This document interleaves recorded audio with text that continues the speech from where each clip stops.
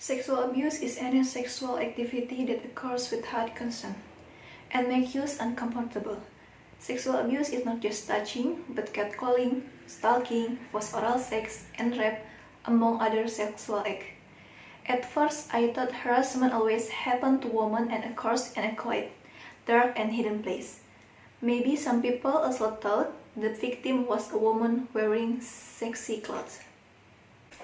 In fact, sexual harassment can happen anywhere, even in crowded places, on public roads, public transportation, schools, and even campus. Another fact is that the victims were not only women, but also quite a lot of men. The perpetrator did it indiscriminately, without looking at who the victim was, how old he was, where he did it, and the saddest thing is if the perpetrator's target was a toddler. The impact received by the victim is very terrible. They experience trauma, stress, even depression.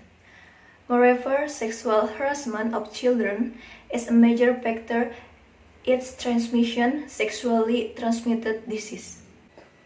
Okay, for example, we can see the hot news lately. There is a female YouTube content creator who in fact provides content specifically for children, and of course she wears polite clothes but still received harassment.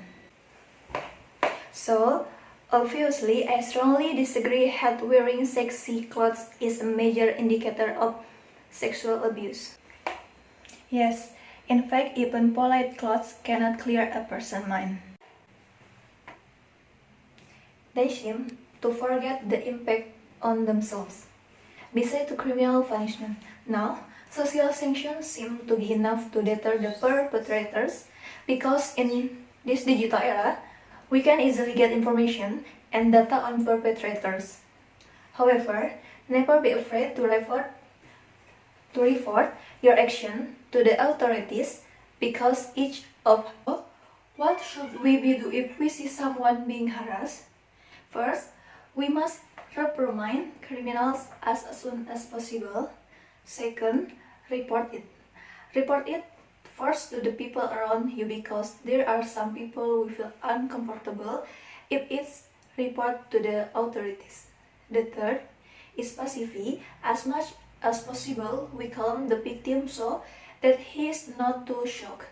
Thirdly, record it so that the perpetrator cannot avoid if there is evidence.